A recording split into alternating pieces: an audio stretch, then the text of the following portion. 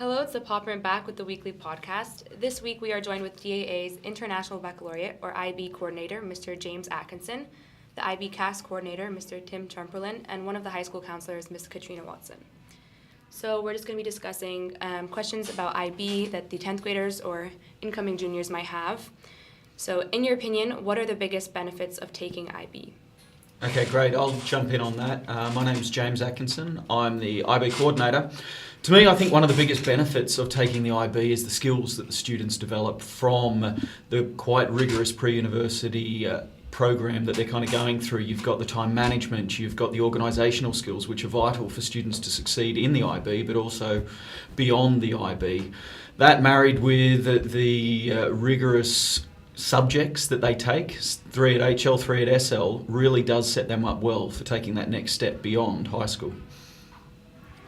And what are the biggest mistakes you see students making in regards to choosing IB courses year on year? I don't know, I think students don't really do a lot of research into the course selection. They get there and they kind of pick subjects sometimes because their friends are doing it or because their parents think they should do it. I think the key one is talking to the universities. Now, counsellors do a great job of getting universities here. And I don't really see a lot of students kind of making decisions about, where do I want to go? What do I need from the IB to get where I want to go? Now, a lot of the students actually don't really know what they want, which is a hard one as well. But really, I find that to be the biggest mistake when they're thinking about the courses that they're selecting.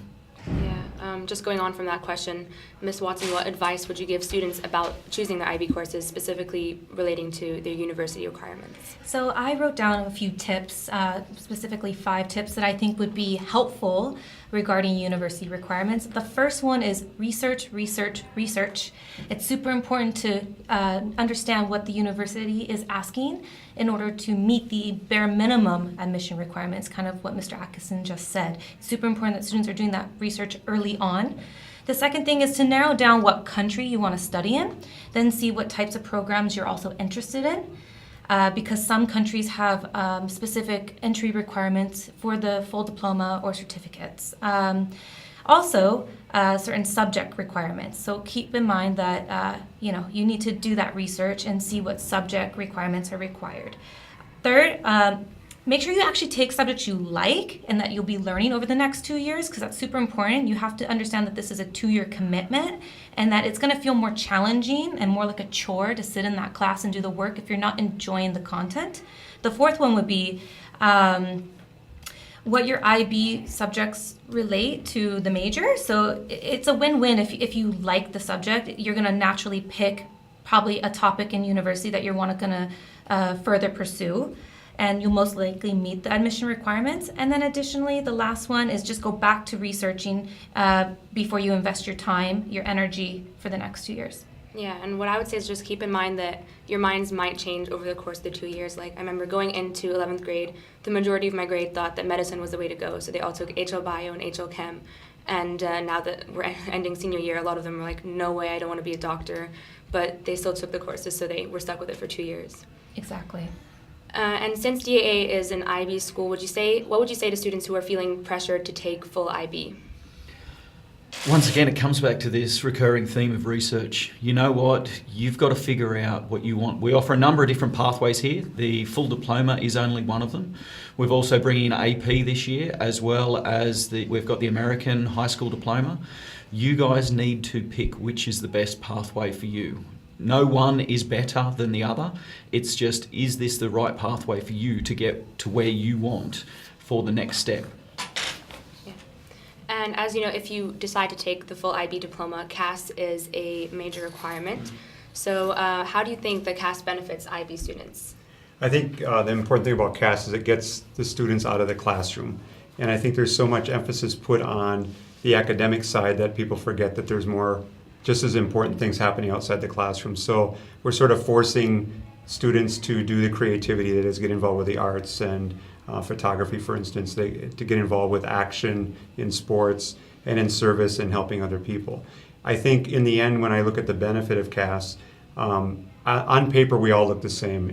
High GPAs, all universities see this piece of paper, but what makes that person different is that the person that's got, let's say, the 95%, but they've been involved with student council and working at an animal shelter and doing all these great things, or the person that got a 98% and did nothing except for stayed in that classroom all day long, worrying about their grades. So for me, it's just it's a healthy option, and it sort of forces kids to think about other important things versus the academics all the time. And going into that, what would you say to students who worry about balancing a lot of their extracurricular activities with their IB diploma? Yeah, I think that's one. A lot of the students here, it's all or nothing. I think they look at the extremes. And for me, when I was a university student and a high school student, my best grades occurred when I was participating in sports because it forced me into this schedule. And the tough thing about CAS, adding on to that, is that people see CAS, or students see CAS as an extra thing, but it's a required thing. It's just as important as HL Bio. If you fail HL Bio, you don't get your diploma. If you fail CAS, you don't get your diploma. It's the same thing. And so what students do with the whole balance of time is that they don't maintain their activities as the year goes on. They wait until the last minute, as we're experiencing right now with seniors, in this last minute panic to log in their information. And I think if students sort of would treat CAS as a normal required subject, they would actually find it quite pleasant, whereas most students right now think of it's more of a pain because they're not doing it. So I think big picture that they need to attack it early, and they're just doing things that they enjoy doing. I mean, most of the things that they do for CAS are things that they're doing right. And just going back to the university requirements, what would you say to students with worries about college acceptances in different countries? So many students expressed worry over the fact that that the American universities don't take IB into consideration over advanced placement. And what would you say to that? So I usually tell my students, again, to research. I think the main theme of what we're all saying is, as long as you're doing your homework, you're doing the footwork, you're talking to the universities, emailing them, getting in touch with them, asking well thought out questions, you're going to get the answer straight from the university. And I think that's going to alleviate how you're feeling, which is worried about getting into the university in the first place. So again, it's all about finding the best fit university. And again, if you're not interested in taking an HL subject that's required, again, maybe that's not the right pathway for you. So again, it's all about reevaluating what it is that you want, finding the best fit, and talking to university reps, and coming in, talking to the counselors, the IB coordinator, figuring out what it is that you need to do over the next 2 years to get to be where you feel comfortable and happy. Thank you so much for being. No worries. Thank you very much. Thank you.